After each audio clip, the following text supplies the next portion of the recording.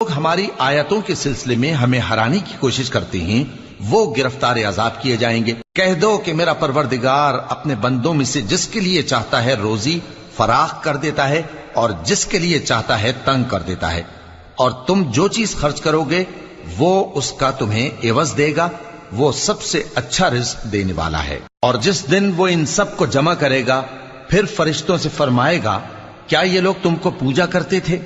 वो कहेंगे, तू पाक है, तू ही हमारा दोस्त है, न कि ये, बल्कि ये जिन्नात को पूजा करते थे और अक्सर उन्हीं को मानते थे।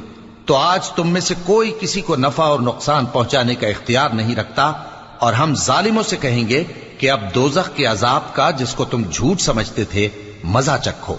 और जब उनको हमारी रोशन आयतें पढ़कर सुनाई जाती हैं तो कहते हैं, ये एक ऐसा शख्स है जो चाहता है कि जिन चीजों की तुम्हारे बाप दादा परस्तिश किया करते थे उनसे तुमको रोक दे।